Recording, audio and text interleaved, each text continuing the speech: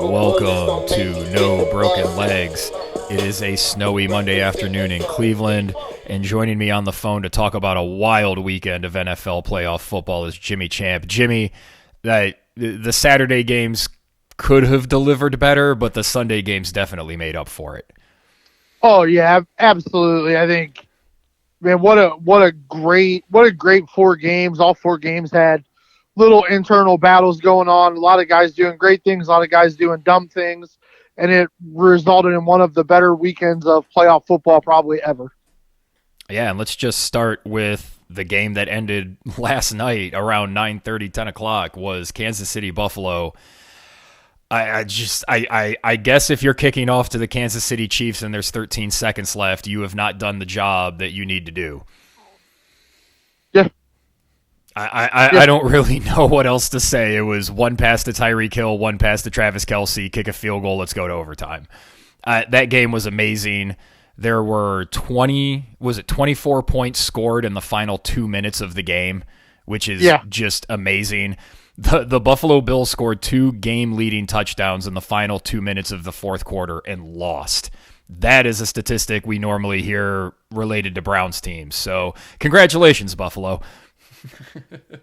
Yeah, I got a lot of hot, spicy takes about this football game. Well, lay them on me, sir. So I'm gonna get into this a little bit.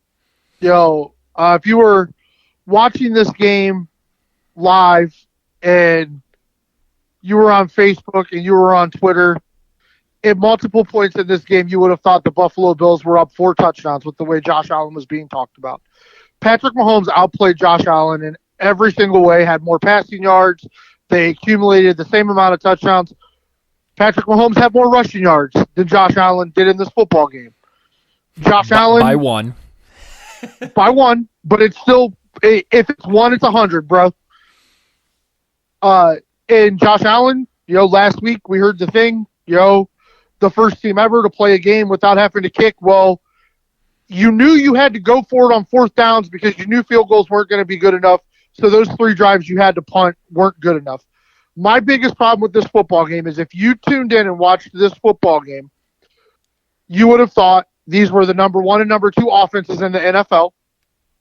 And you would have thought these are the number 31 and 32 defenses in the NFL.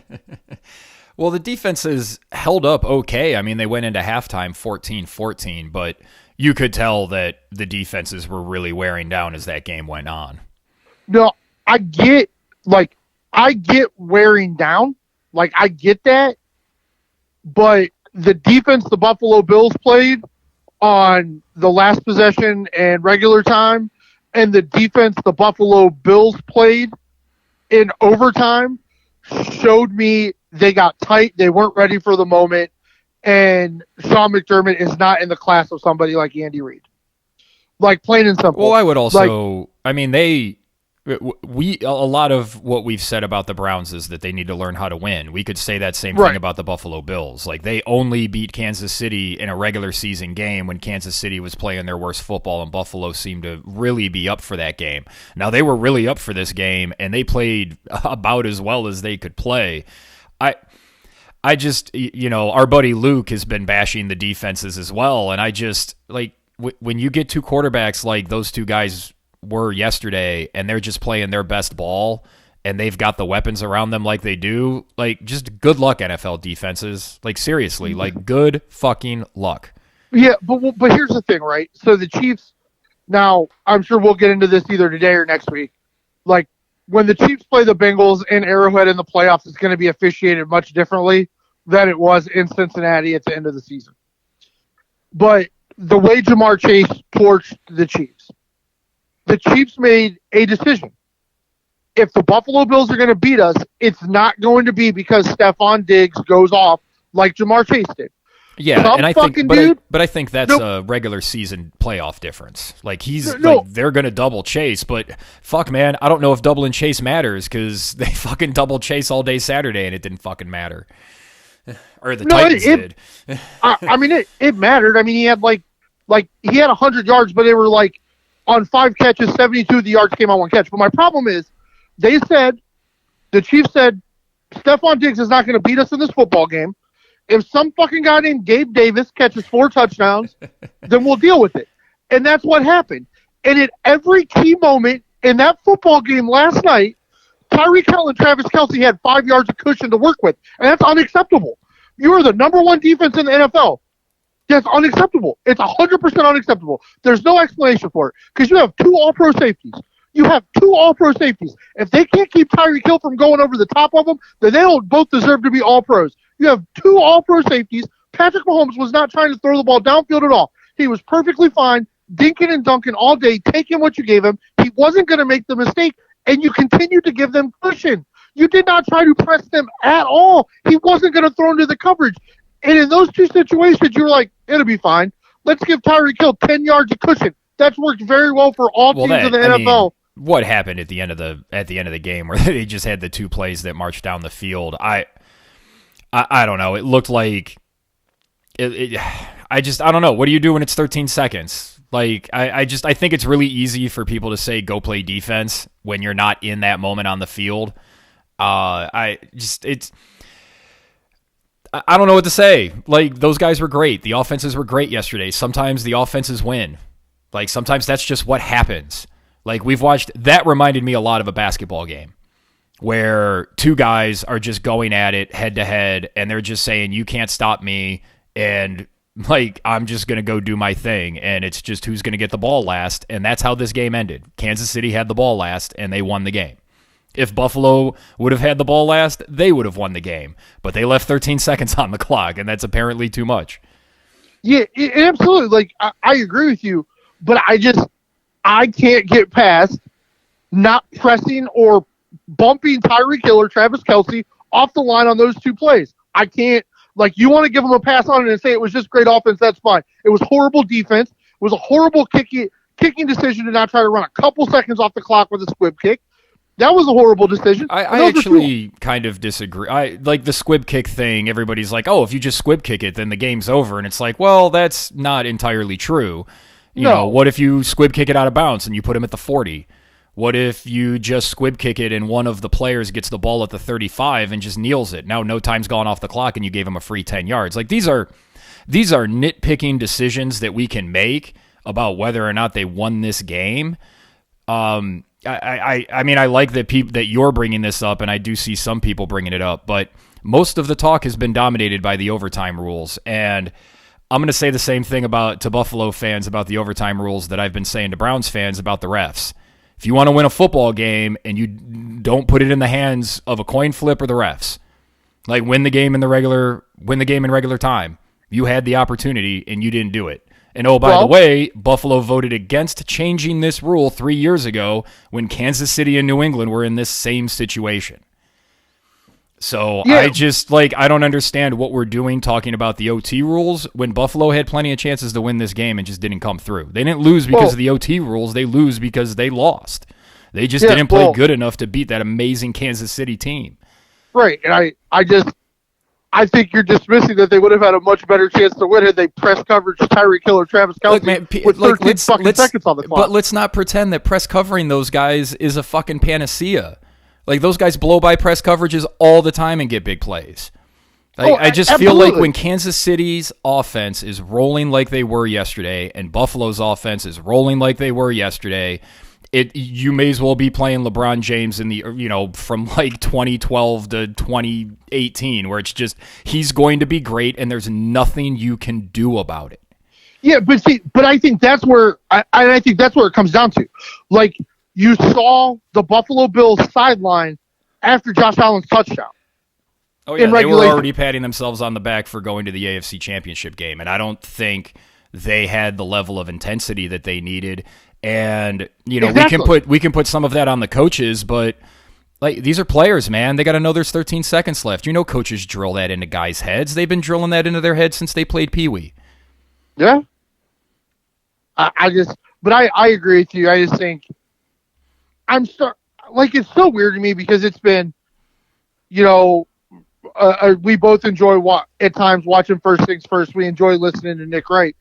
And he's not wrong. I mean, the talk all year, the next 5 years, would you rather have Burrow or Mahomes? Oh, this is all media generated nonsense. They are now doing to Patrick Mahomes what they were doing to LeBron James. Exactly. That's where I was going. He's the best guy. And now the media has to figure out some way to find somebody that can compete with him, even though we have plenty of evidence that there isn't anybody that can do it, because he's just better than everybody else. Yeah, it was incredible. And I think he deserves so much credit. Bieniemy deserves so much credit. Andy Reid deserves so much credit, because they said, we can't win this game if we turn the ball over. And they're going to stay in that too high shell and keep two of their best players away from the line of scrimmage and their safeties. They're going to keep them back there. They're not going to let us beat them deep. But we've got a ton of speed. We got a ton of guys that can catch the ball. Let's just continue to throw the 5 to 7 yard pass, march down the field, and score touchdowns. And that's what they did. And I think it was super impressive that Patrick Mahomes, because he hasn't been able to do that all year. Almost every game all year, he feels like he's got to try to take that shot, the no-look pass. And I talked about this. Well, he cleaned up the taking what the defense gives him as the season went on. He really struggled with that early in the season, but I think the second half of the season, once they started winning, he was doing those things. Yeah, but he would still, every game, he'd still take a shot or two. And he didn't do that in this game. And we talked about it. He's got to be focused. They can't start I think slow. I think that's just because Buffalo, as a philosophy, said we are not going to let them beat us over the top. Much like how Kansas City said we're just going to double team Diggs and just live with the consequences of having to double team him. And I think that's what they did. And to your point, I guess, I've kind of forcefully argued with you here about press coverage. They were hanging back on those guys and they were hitting underneath, and Tyreek Hill was just running by everybody that was in front of him anyways. So we haven't even mentioned his punt return. Like, that punt return was incredible, and it totally swung that game and gave Kansas City a chance. Like, I don't know. I think this is just a great game, and I think this is one of those moments where we have a media environment where everybody has to trash something instead of just saying, holy shit, that was a great game, and those quarterbacks and those offenses were just unstoppable. And that's just what happens sometimes in sports. Yeah, no, I agree with you. I mean, it was incredible. And I guess, and that's fine. Lump me in with the rest of the media. I just don't understand how you get torched by the same 5 plays all game, and then when the game was on the line, you're like, it'll work this time. Like, I have a problem with that. When you're a defensive coordinator that is up for a head coaching job, you're the number 1 defense in the league. Everyone's telling me how smart you are. Well, it didn't look too fucking smart at the end of that game and at overtime. That's all I'm saying. I mean, but kudos to Josh Allen. Kansas City's offense has made a lot of people that are normally smart look stupid. So everybody's calling, like Luke called for Frazier to be fired. And it's like, Jesus Christ, man. Like, are we just going to overreact to every single game? Like, I know it's one game and it's a big game, and this is killing Buffalo fans because they thought this was their year. But this was a coin flip game, and I guess it came down to a coin flip. Like, I don't know what else to say. Do you think the OT rules need to be changed? I don't think we've had this conversation recently. No, I don't, because much like our friend Luke, I believe defense is a pretty big part of an NFL football game. Yeah, I despise the college rules, and I think the college rules in the NFL would be super gimmicky and super dumb. Like, you're just fundamentally changing how the game is played. Just starting with the ball at the 35 or whatever, I just think I don't agree with that, because you're changing, that is a huge change to how you play the game. Yeah, and especially with these offenses and the way that they were playing, if they would have started at the 35-yard line and had to just keep going back and forth, this game score would have gotten into the early hundreds, and we might still be playing that fucking game. Yeah, I mean, I think if you were going to change the overtime rules, I think the only acceptable option would be you just play the whole 15 minutes or whatever the overtime period is. Yeah, play a whole period. I like that.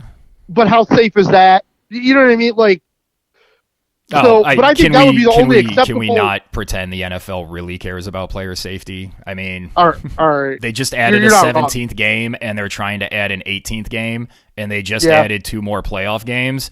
And they're going to add more overseas games and out-of-country games. They don't care about player safety, and I'm sick of having to hear people bring it up when we talk about these things. I think you're entirely right. Play another quarter, and if if people want to give him shit about the player safety stuff, like, then just ignore it like you do when they complain about the 17 and 18 game schedule, That's how I feel that's about fair. it. And that's not you. You're not saying that like player safety is an issue with that, but just for people who do. Yeah, but I think that would be the only fair way to change it. But I mean, like, you should be able to stop an offense from scoring a touchdown when they have the ball and you both know they have to score a touchdown to win. Like, especially if you're the number one ranked defense in almost every category in the NFL. Like, I think that matters. You don't seem to think it matters? I think it matters. You were the number one ranked defense in the NFL, and you shit the bed at key times in this game. And maybe it's just Patrick Mahomes is the best quarterback in the NFL, possibly one of the best quarterbacks of all time. Maybe that's just what it is. He's going to his fourth straight AFC championship game.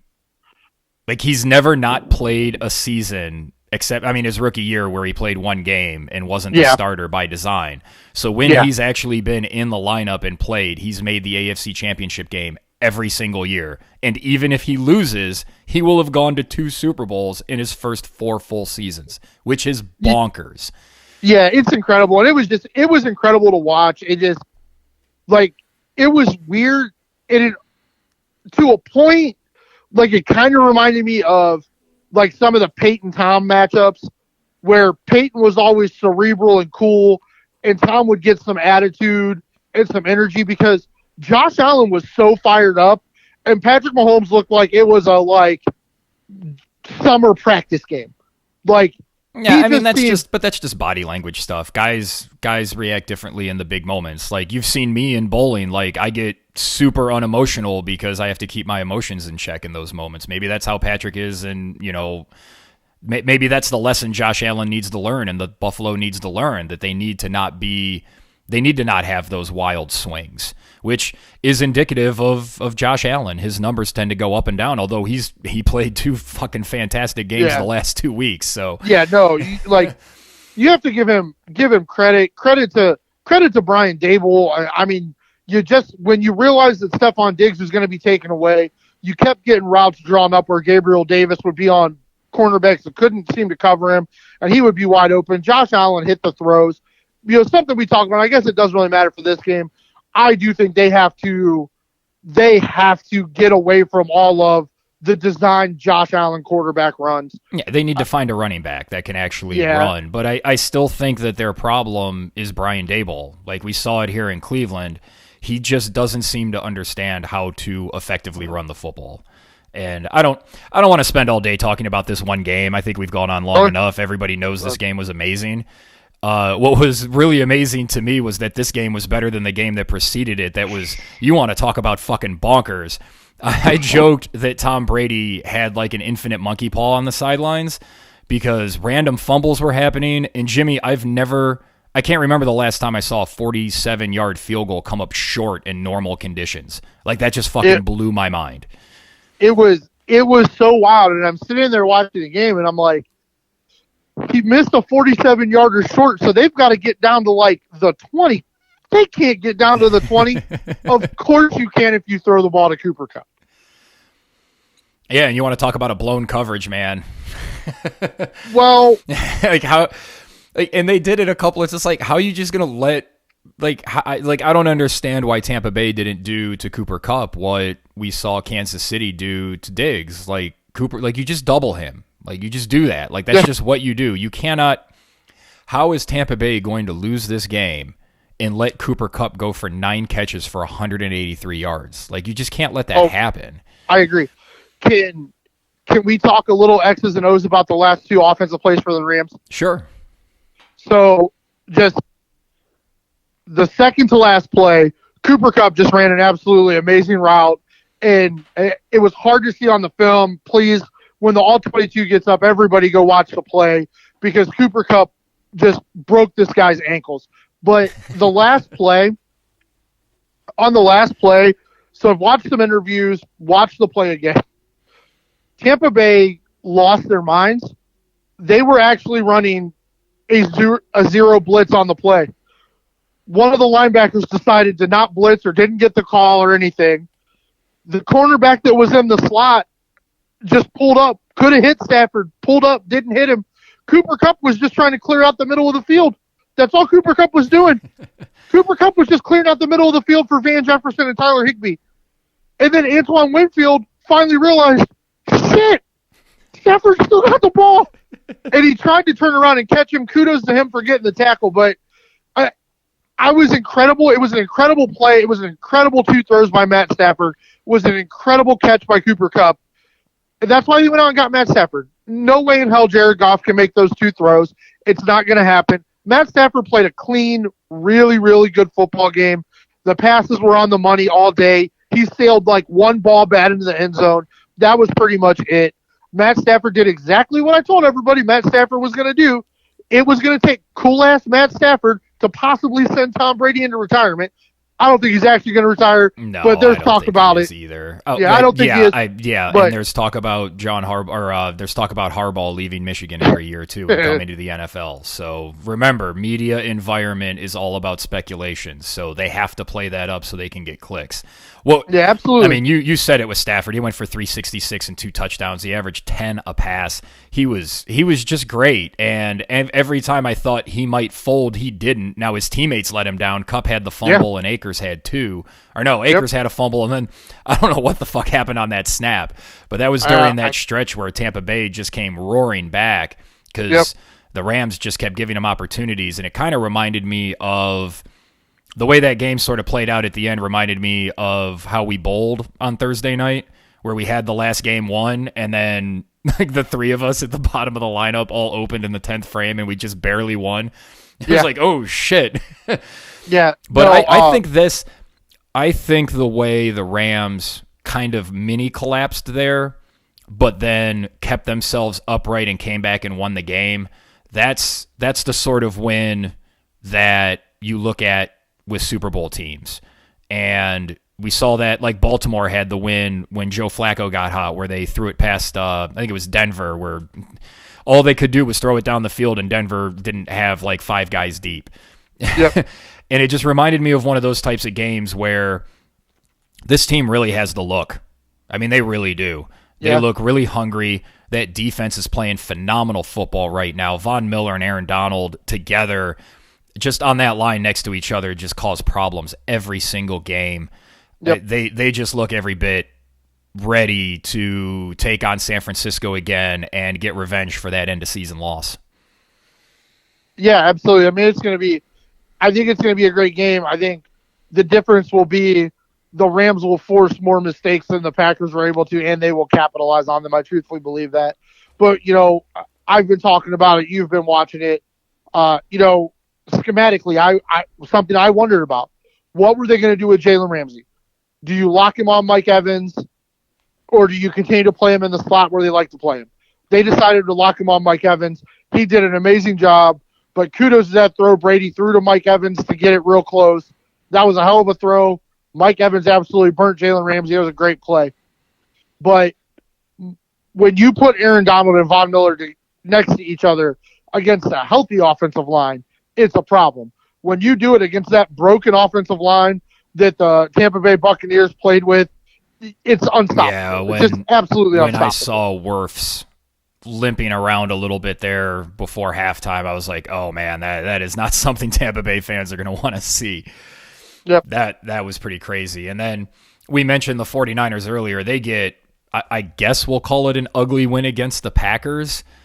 Jimmy Garoppolo was absolutely terrible in this game. He did have some drops to start the game, but after that, he was abysmal. He threw his terrible interception.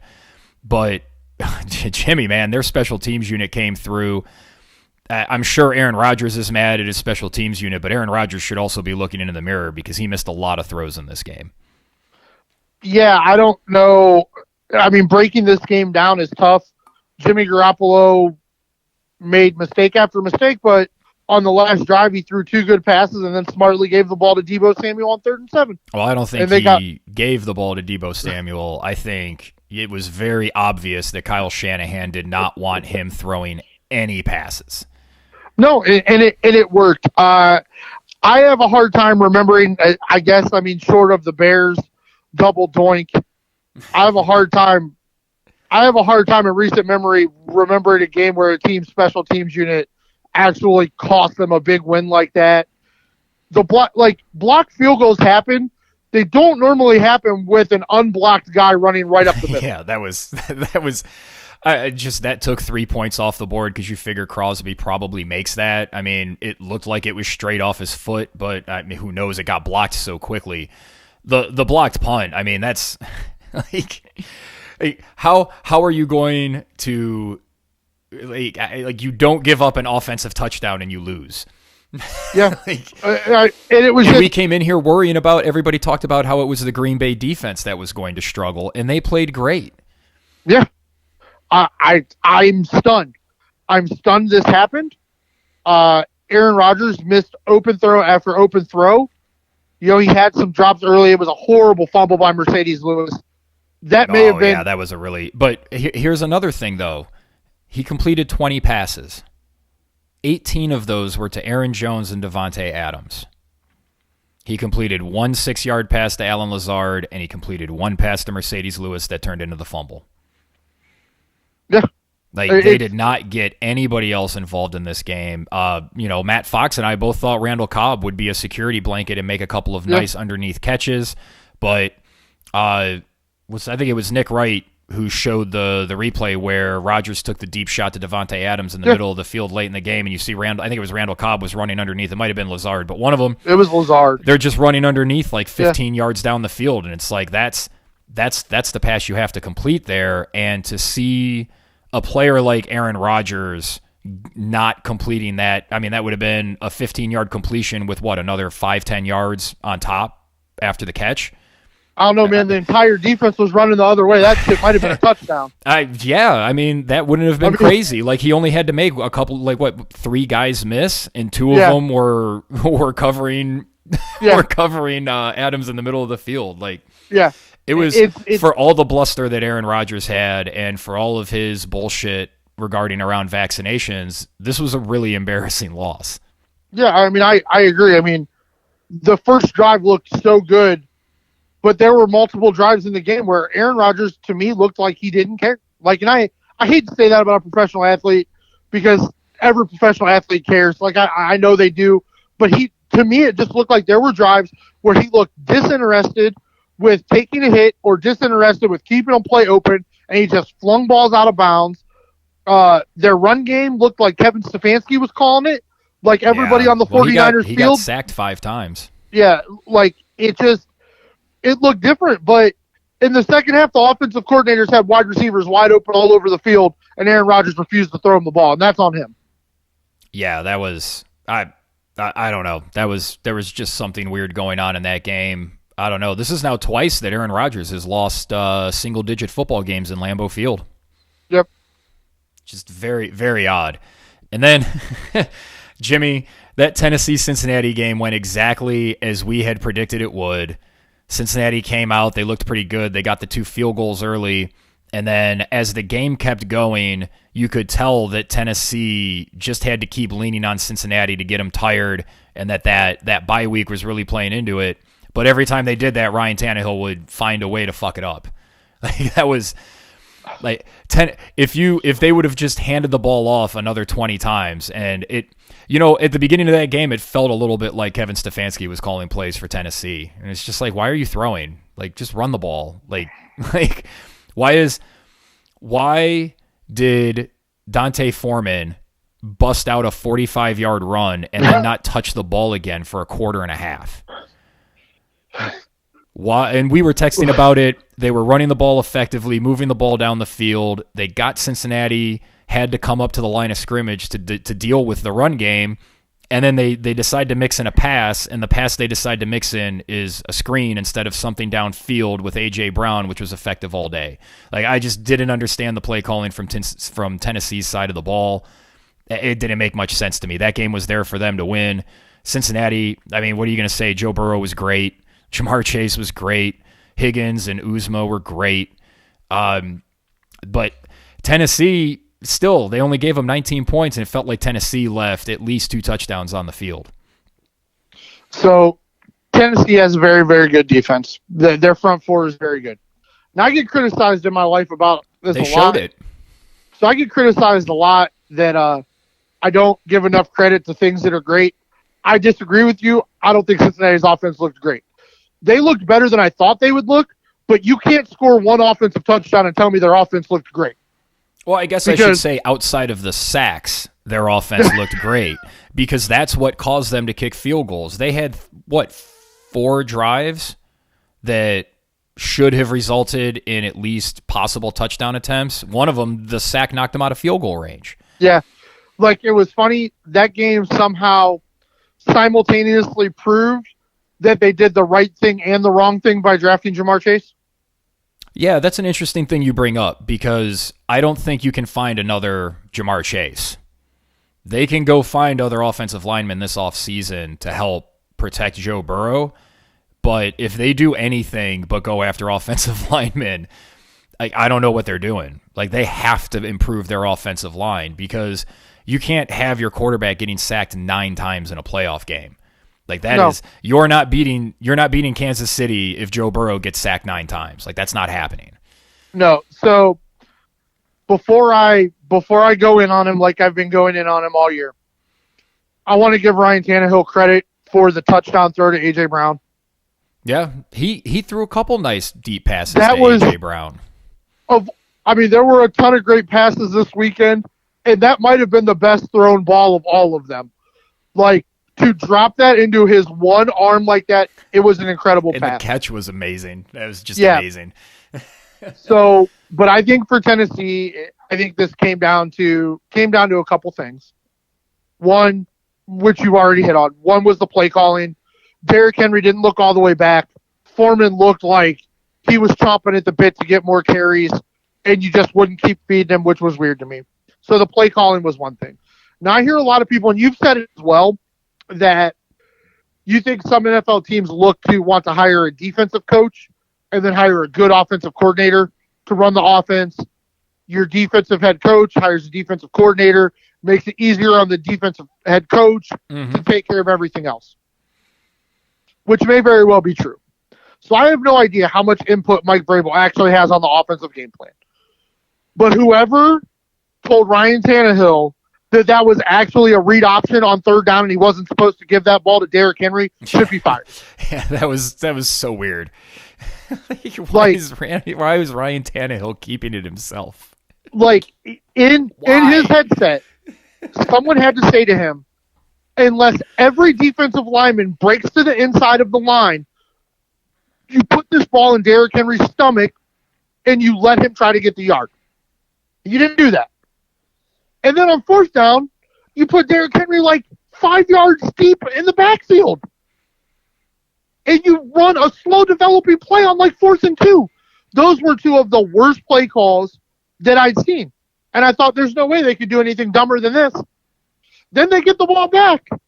And on the most pivotal play where they, for some reason, decide we need to throw the ball again, they don't throw it to Julio Jones or A.J. Brown, who had both had a really good game. Probably the best they'd looked together all year.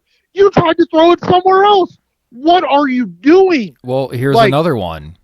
They score the touchdown. It's 6-6. They go for 2. Like, why are you going for 2? And, okay, I don't necessarily hate going for 2 there. Like, if that's your strategy and that's what you want to do, then okay, that's your strategy. That's what you want to do. Then why did you run the trick play to score the touchdown when you could have just handed it off to Henry 2 more times and run the trick play for the 2-point conversion? Because that play they ran for the 2-point conversion was just a basic inside handoff. Yeah, I agree. I don't understand that juxtaposition. Like, if you're going to run the razzle dazzle play, then run the razzle dazzle play to get the 2 points. When you only can when you can only run one play, that's when you want to run the trick play. Don't run the standard bread and butter when you need it. Like, I don't know. It just. Offense looked I think you've absolutely hit on something. Between that and Ryan Tannehill throwing bad picks, that's why they lost. Yeah, and the thing is like the Derrick Henry play on the goal line, that's not actually razzle-dazzle for them. When Derrick Henry was healthy and rolling, that was like their regular offense. But I couldn't understand. We agreed. Kevin Stefanski needs to steal that play. Yeah, absolutely. Absolutely. I just can't understand actually taking a point off of the scoreboard. Yeah, that just seemed weird. I don't know. Like, that seems like bad karma. Just another weird playoff decision by a coach. I don't know. Yeah, I think these guys sometimes outsmart weird. themselves. Yeah, but I do agree with you. If you're gonna take that point off the board and go for the 2-point conversion, why the hell wouldn't you run the play you just ran? Yeah, I don't know. Like, it was weird. Like, Tennessee lost that football game. So they broke Cincinnati, and all they had to do was keep running the football, and they refused to do it. I know. It was really infuriating. And I guess let's wrap up here. We watched these 4 games over the weekend, and we saw these 8 teams. How far away do you think the Browns are from competing in a game like Kansas City and Buffalo just played? Or I guess I shouldn't say competing, but winning a game like that. Well, I don't think anybody's going to beat Kansas City in a game like that. But I don't think the Browns, we've talked about this, I think if you can improve at a couple spots and Baker gets healthy, I think the Browns are right back in the mix of the playoffs. And personally, I don't think either of those two teams could have done to the Browns secondary what they did to each other's secondaries. In my opinion. I don't know. I mean, when Kansas City played Cleveland, that was the first game of the season, so that was the defense was still getting to know each other, and they had, there were a few coverages there that got blown, but I was watching football this weekend, and a lot of people have said that the Browns, a lot of people here like to say the Browns are a quarterback away from competing for Super Bowls. When I saw that San Francisco team, that's a team that's a quarterback away from winning the Super Bowl. The Browns, I really came out of this weekend thinking the Browns have way more work to do than I had initially thought, because they don't have the weapons to compete against Buffalo and Kansas City in a game like that. They just don't. They've got the running backs to do it, but they don't have the receiving talent. And this is something that we'll talk about when we get more into the offseason, but I'm concerned about Kevin Stefanski's offensive philosophy and his inability to get receivers consistently involved in the offense. I think they're leaving a lot of meat on the bone with that, and I would really like to see him figure out a way to get receivers more involved, because we saw it this weekend. Like A.J. Brown, Jamar Chase, even second guys like T. Higgins, we know Tyreek Hill, Devontae Adams, Mike Evans, the big receivers on these teams came through and put up big numbers and helped their team stay in games or win games. And I don't see that guy on Cleveland's roster. No, but I guess that's where, like, me and you watch the games and saw differently, because I feel like Cleveland is very, very close to having the same type of roster San Francisco and Tennessee have. And I think I would say they're closer to what Tennessee has than I think that San Francisco, when that front four is playing like they are and they're rotating guys in and out and they're getting pressures like they were, they're in a league of their own. Cleveland's not there. And we saw it a lot this year where teams can double and chip and triple team Myles Garrett, and even sometimes when Clowney was out there, they weren't able to take advantage of that. Nobody was able to double team consistently. God, I'm totally blanking. Nick Bosa. They couldn't double team him consistently because everybody else on that line was eating too. And the Browns need to add to their defensive line so that they can have that, so that they can consistently get pressure with their front four, even if Myles is being doubled and Clowney's, regardless of whether Clowney's in or out of the lineup, they need to add something to their defensive line. And I mean, I know everybody's going to agree with me here, but the Browns need to totally rework their passing game, because this was big boy football this weekend, and I was really discouraged because I saw a lot of these teams rising to the moment, and that's something I haven't seen the Browns do as of yet. They haven't done that. When an opponent has come in with that extra oomph, the Browns have not been able to match it, and I don't know how they would have been able to match the intensity that these teams brought this weekend. I think I would agree with you with the 2 games yesterday. I would disagree with you on the 2 games Saturday. But I agree with you. There's no doubt there has to be reinforcement on the defensive line. I think we're in agreement. Jadeveon Clowney, you have to, if he's willing to resign, you have to figure out how to resign him. They need reinforcement on the defensive line. The offensive line needs to be healthy. But I feel like with San Francisco, you're missing that Deebo Samuel type player. Well, I think the Browns have that player. I think they have Nick Chubb. They just need to give him the fucking ball more. Well, but I think what makes Deebo so special is the ability for him to line up at wide receiver and running back and do the things he can do. So okay, then then we have Kareem Hunt, and that's who does that. Well, but you just told me we didn't have what San Francisco has offensively. Well, they don't have a George Kittle. No, absolutely. And I guess San Francisco's sort of... When I look at what San Francisco has, I'm looking at the defense, and that San Francisco defense is clearly better than the Browns defense. And that's not taking anything away from the Browns defense. I thought the Browns defense, especially the second half of the season, like I told everybody, would gel together and play well. But I think San Francisco was a good level and a half, if not two above what Cleveland had.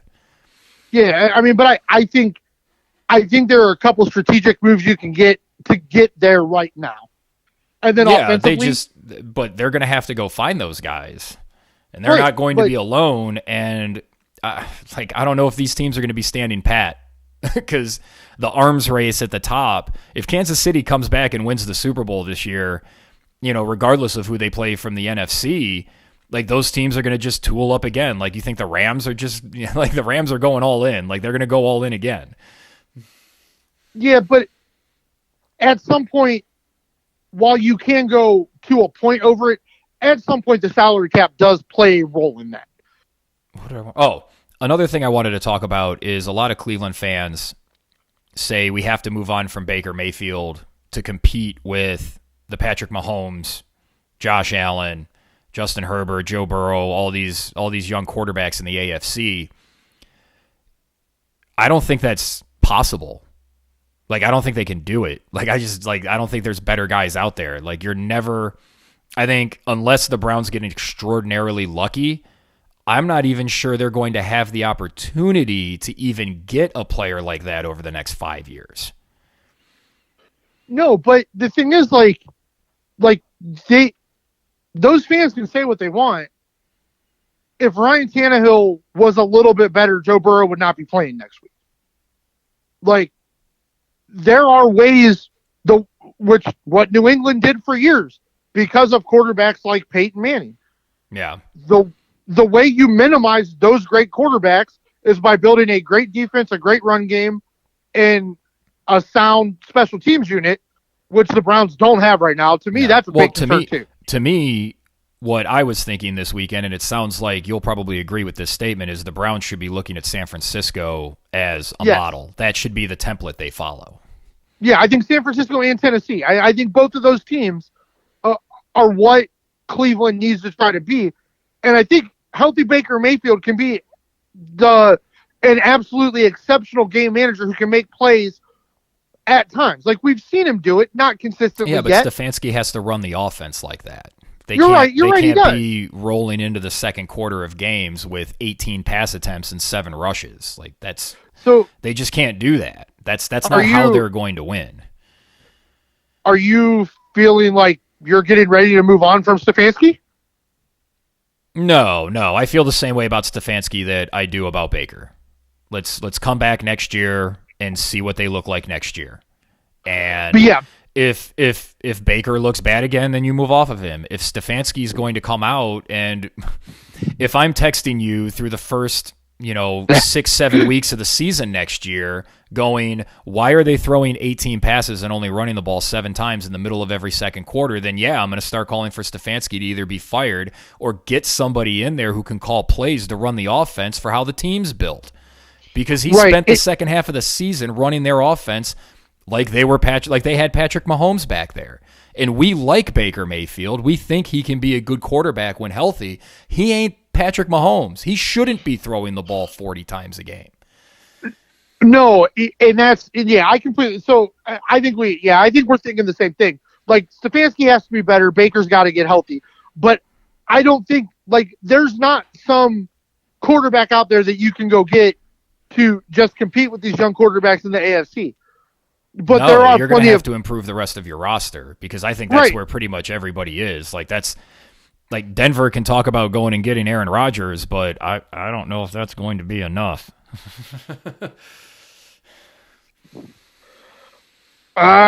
Denver's got a decent young roster. It might not be enough, but it would certainly make them more competitive. Oh, but yeah, I it don't would certainly really make them think, competitive, but I don't know if it's getting them past Buffalo or Kansas City. no, well, but I don't think Aaron Rodgers, after the way the playoffs have gone in the AFC, I don't think Aaron Rodgers is coming to an AFC team. I fully can believe, tell you that Green Bay is not going to let him go to an NFC team because they still technically hold his contract for next year. There is one more year on it. They could cut him or try and trade him, but right now, as it stands, Green Bay has control over his future. They could just stand pat and do nothing. I mean, they could. That would seem odd with the haul you could get for trading Rodgers, but Green Bay's shown that they'll be stubborn. So I don't know what's really going to happen there. Yeah, but I just think, I think, to me, I guess that's where I felt like watching those games is the Browns have to get, the defensive line has to get bolstered, the linebacking core has to get bolstered, secondary needs to be healthy, offensive line needs to be healthy, Baker needs to be healthy, but you have to add some playmakers, like plain and simple. Like you have to, Donovan Peoples-Jones cannot go into next season being looked at anywhere near the 1. He needs to be looked at as the 2 or the 3, and then I think you'll be okay. Yeah, I think if you can get a legitimate one receiver like we think Olave is, like if you can get Olave and put Peoples-Jones on the other side of him and then find a way to use your slot receiver better or get a really good slot receiver, or you could even do, I have no problem with the Browns running multiple tight end sets with 2 receivers. Like, these are all things you can do. That's how you find mismatches. If they bring Njoku back, he's a guy that you can put in the slot and you can do stuff with. So if you have a first-round wide receiver that's really talented with Peoples-Jones, with Harrison Bryant, with Njoku, that gives you some targets. And now all of a sudden, you have that top guy. It makes everybody else's life easier. And that was one of the things we really did see with OBJ here because teams were still treating him like a number 1 receiver. Yep. And it really opened things up for other guys. Now, once everybody realized you don't need to double team OBJ anymore, that changed things. But yeah, and I know he's going to be coming off the injury. I would love to see the Browns make a push for Chris Godwin. I don't think Tampa's going to try to re-sign him. Yeah, he would be great, man. Could you imagine that receiving core with Chris Godwin? I keep saying Olave, but there's going to be a bunch of rookies in the first round. We don't know if he'll get to the Browns, but if you bring in a first-round rookie and you bring in Chris Godwin, now all of a sudden all Donovan Peoples-Jones has to do is think about running deep routes. Yeah. And you've made the game instantly easier for him. Yep, absolutely. So, but there are some, and other than God, I think Godwin's kind of top of the food chain pyramid. I don't know if they're going to pay him the type of money that he's going to want unless they decide to take the Landry money and throw it at him. But there are other very good wide receivers available as unrestricted free agents. The wide receiver pool looks vastly different than the quarterback pool. Yeah. And there are 5 to 10 wide receivers coming out in this draft class that are incredible as well. They just got to get one at 15. Devontae Adams is a free agent, by the way.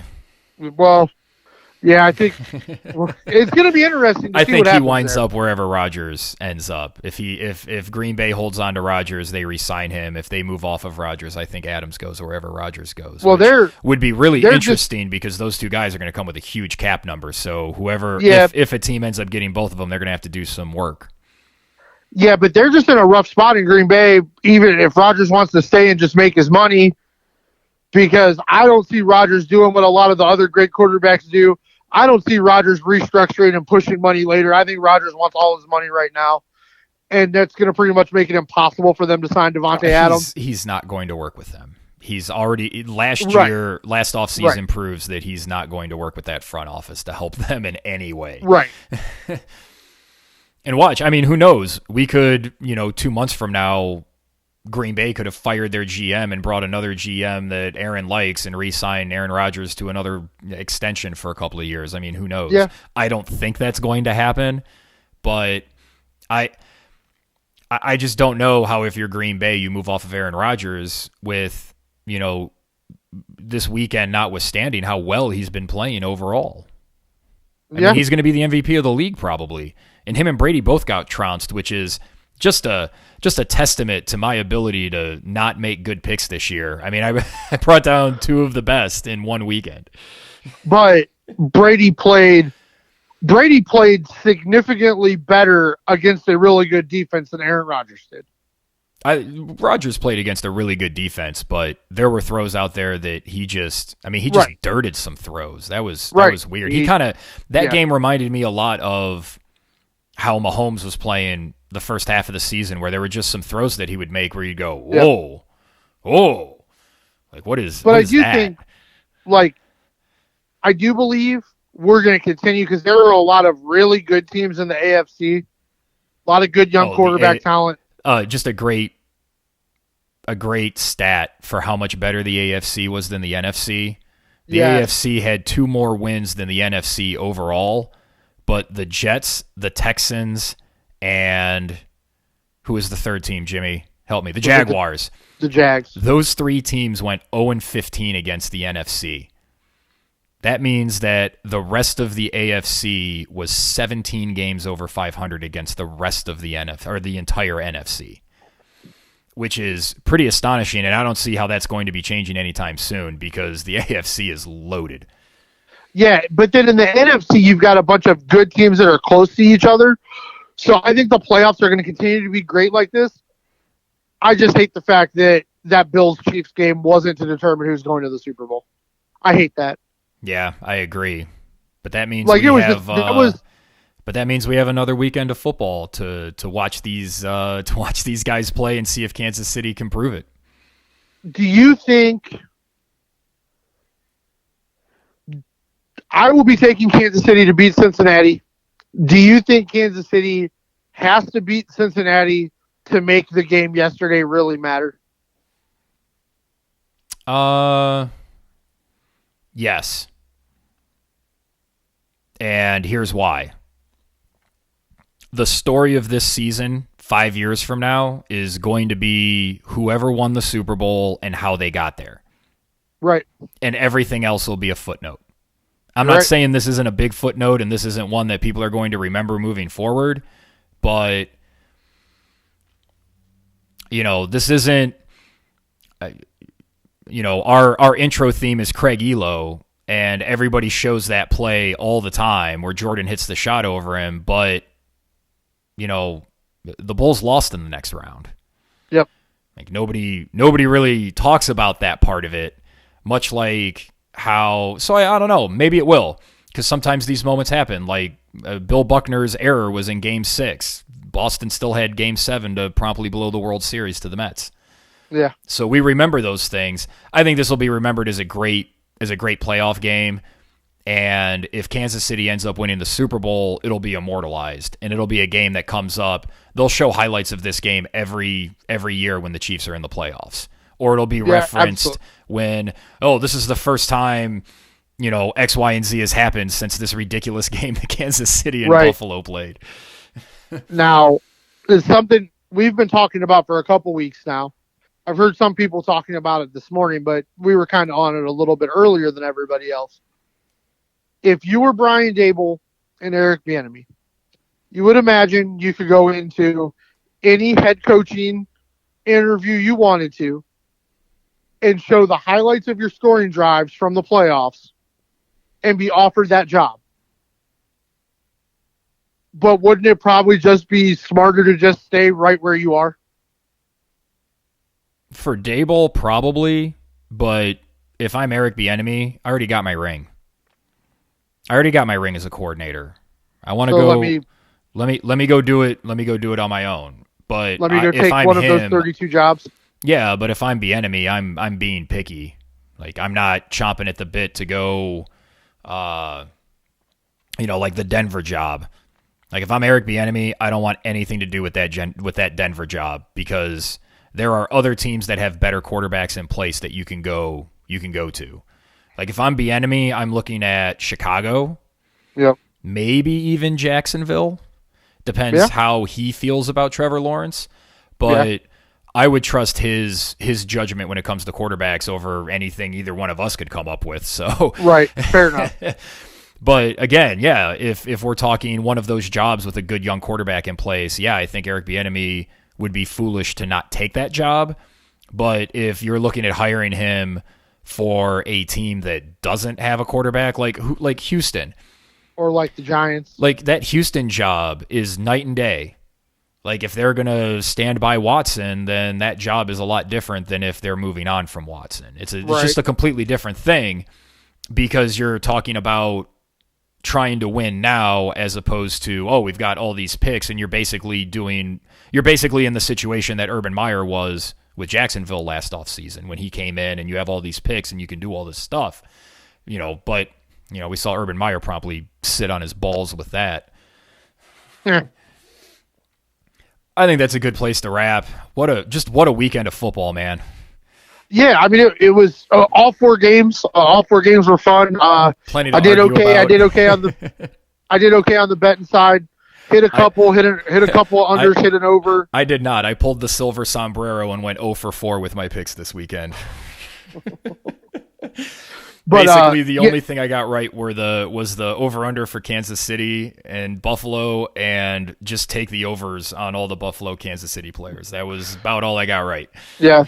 But it's weird to be here, and neither one of the bye is such a premium now with only one team getting it. Yeah, shocking. And both of the one teams gone, and both of them with serious quarterback concerns. If I was Tennessee, I might be trying to figure out how the hell to get Aaron Rodgers on my team. Oh, man. Oh, my God. Like, with that schedule against the NFC South or the AFC South? Yeah, because I think Tennessee is right now in the same boat the Rams were last year, where it's just they need to find an upgrade. If we could just upgrade at quarterback, we can win a Super Bowl, which, like we've talked about today, the Browns are not there. No, I think next year, if they make the right moves, will be the season that we determine just how good the rest of the roster is besides the quarterback. And we'll find out about the quarterback and the coach too, which is really important. Yep. All right, well, thanks for recapping just this great weekend of football, Jimmy. It was a lot of fun. I know we argued a little bit, but there was a lot to get agitated about, or I guess I shouldn't say agitated, but just to get excited about this weekend. Yeah. I just it's one of those things. I feel like Josh Allen is probably going to sit in a dark film room with a bottle of scotch and be like, "Why didn't we try to press cover anybody ever?" Yeah, I've been in a few competitions where after they were over, I felt exactly like that. So. All right. Well, thanks for hopping on, Jimmy, and discussing this. It was a lot of fun. No place I'd rather be, brother. And we would like to thank you for listening. For Jimmy Champ, I'm Evan Belfiore. Please drop a like or subscribe if you like what you heard here today on No Broken Legs. Every action has a repercussion. Lyrical bullets don't make me get the bussin'. Representing for the